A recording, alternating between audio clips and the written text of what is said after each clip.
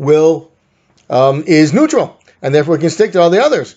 Or rather, it won't fly apart from all the others because they're not all negatively charged, they're all positively charged. So they have protons and electrons, and they are all equal so that they will have a neutral charge. They will not have a charge. So here's an example. Sodium, if you look back on that periodic table, it has 11 protons and 11 electrons. You notice that it's number 11. That's why it has 11 protons and 11 electrons. But anyway, 11 protons, 11 electrons. Chlorine has 17 protons and 17 electrons, as we can see. It's number 17. Okay, they are neutral. Otherwise, they'd fly apart from each other, but we're not assuming they're doing that. So sodium and chlorine, they have their own number of protons and number of electrons, and they can actually lose these electrons or gain these electrons. So sodium can lose one electron and become positively charged. When it does so, it's not called Na for sodium, it's Na plus for the sodium ion. Positively charged ions are called cations, negatively charged ions are called anions. But again, we're just going to call them ions, which is what they are. Chlorine tends to gain one electron and become negatively charged. This is a mistake here. It's negatively charged. It's called an ion, but it's a Cl minus. Okay, so we see the sodium can lose an electron and become positive. Chlorine can gain an electron, let's say the one that sodium lost, and become negatively charged. When they combine, they will form NaCl. That's table salt. But the point is it'll form one, let's say, molecule. It might not be exactly a molecule, but we're going to look at it as a molecule. The sodium and the chlorine will stick together and form a molecule. And if you have a whole lot of these molecules together, such as in a block of salt, this is a compound. Okay, ignore this. This is negatively charged. It's a mistake. Well, things change, as we all know. In fact, no one would be doing anything if things didn't change. There are two different kinds of changes, the physical changes and the chemical changes. Physical changes are kind of simple. That's when you don't really change the molecular structure of whatever it is. Let's say you take iron and you melt it. It's still iron. It's still composed of iron, and the iron is still neutral. You're not really changing anything. You can freeze water. That's the same kind of thing. You're taking liquid water and you're freezing now it's solid water, but it's still water. You can evaporate it. If you heat up mercury, it's a liquid. You heat it up, you can actually turn it into the gas state. But it's still mercury. It might not be easy to catch in the gas state, but it's still there. It's still a gas. Has every one of the properties of ordinary mercury.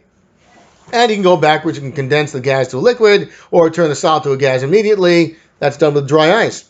You take dry ice, you let it smoke a while, it'll disappear because it turns into a gas. The gas is carbon dioxide. But as the solid carbon dioxide or as the gaseous carbon dioxide, it has the same exact properties. So one's a gas and one's a solid. So when they don't change these properties, then that's a physical change. When you do change them, you're turning one molecule into another molecule. You're turning an element into a compound. These are chemical changes. Examples of those are burning. When you burn, let's say, burn coal, into oxygen, now it suddenly turns into carbon dioxide. Now, carbon does not have the same properties as carbon dioxide. For example, you probably can't burn carbon dioxide. We can certainly burn carbon. They have very different properties, different masses, all kinds of different things. You can decompose certain things, like you can decompose a large organic molecule to form other organic molecules. When for example bacteria eat away at a dead body, they take the flesh of the dead body and they turn it into other things that build more bacteria. Again, they have different properties than the original dead body. So they are different. It's a chemical change. Rusting is the same. You take iron, just pure iron. Rusting is when you're combining it with oxygen, and you have iron oxide. It's now more of a molecule than an atom. So you're changing, and you have, again, rust has many different properties from iron. We build things, we make things of iron. We don't make things out of rust. They are very different. though that's what makes it a chemical change. Physical change is when the thing doesn't fundamentally change, just changing, let's say, the form of it from solid to liquid, but it still has the same properties. But chemical changes is when you actually change the properties. You turn, and from a chemical standpoint, you're changing one molecule into another, or one element into a compound, or things like that. You're actually changing you're changing the basic properties of that bit of matter. Okay, that's physical and chemical change. It's important whenever we're dealing with science and measurements, and we may see a lot of this in our future studies of forensics, but even if not, this is important to know. When, again, scientists do not use the English system of pounds and feet. They avoid it like the plague, really. It's not a good system, and that's why scientists don't use it. They use the metric system, which is far easier and far more tractable. So forensics, being a science, or being heavily influenced by science, if you don't want to call it a science, is, again, uses the metric system. So you have to know about the metric system. Masses are measured in grams or kilograms. The symbol for a gram is G. We also have other things that come from the gram, like nanograms. That's 10 to the minus 9 grams. That's a billionth of a gram. That's 0.0. You have a 0.0 and 9 zeros and a 1. That'll give you, 8 zeros and a 1. That'll give you the nanogram. The microgram is 10 to the minus 6. That's with the 5 zeros and a 1. The milligram is, again, that's to the minus 3. It's 2 zeros and a 1. You notice that the 9 and the 6, that has to do with how far away the decimal place is from the end.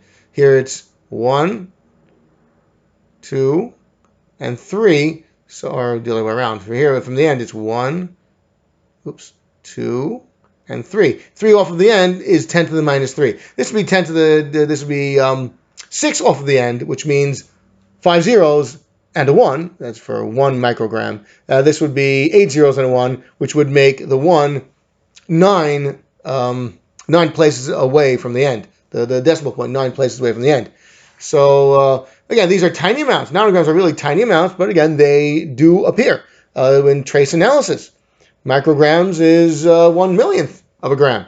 That, again, certainly does appear. Milligrams, certainly. Let's say drugs are often caught in the milligram amounts. Centigrams are, again, that's 10 to the minus 2. See, it's 2 off of the end. That's 0.01. A decigram is not really used as 0.1. Usually we want to say 3 decigrams, we say 0.3 grams, which makes a lot of sense because it's a close enough number to 1 and that we're used to using, so we just call it 0.1 or 0.2 or something like that. The kilogram, a common use, that is kilogram. That's one with 3 zeros behind it. That's 1,000 grams. A megagram is 1,000,000 grams, 10 to the 6th grams. That's with 1 with 6 zeros after it. That's not used in forensics. That's a lot of stuff. Even when we're dealing with drugs, having a megagram, 1,000,000 kilograms. I mean, we're talking about what? 1,000 kilograms. That's like like a warehouse full of drugs. I mean, I suppose it's possible, but generally this is not used. But again, it's there. You should know what these units mean. The mg is for milligram. The ug, whatever it is, mg is